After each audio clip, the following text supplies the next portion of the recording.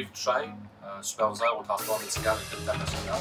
Je couvre tout le transport en fait, Québec et Lévis.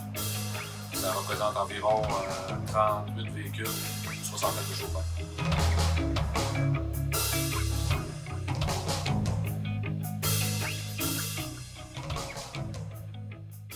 Le transport médical, quand on le fait, c'est des transports qui sont non urgents.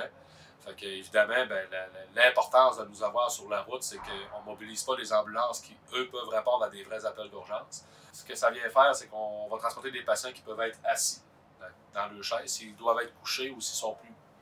Oui, il y a encore des transports médicaux qui se font par ambulance quand le patient est plus critique. Il y a des soins plus critiques, là, des soins plus appropriés à avoir. Par contre, le transport médical, comme on fait nous autres avec nos fameux camions blancs, il est essentiel parce qu'on fait des milliers de transports par année à grandeur de la province. On est la plus grosse compagnie de transport médical au Canada. C'est quand même pas rien. Il faut qu'on soit là. Si on n'est pas là, ça va pas bien.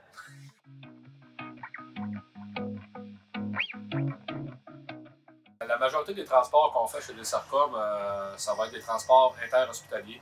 Dans le fond, on prend des gens à tel hôpital ou avec les foyers de personnes âgées. Qu'on va prendre, exemple, à l'Enfant Jésus puis qu'on va emmener à Clairière-du-Boisé. C'est souvent des transferts comme ça qui sont des transferts qui sont non urgents. Si je prends exemple, juste dans la période des fêtes, on prend des gens dans les foyers de personnes âgées puis on va les mener dans leur résidence pour qu'ils puissent être avec leur famille parce qu'ils ne peuvent pas embarquer dans des véhicules conventionnels.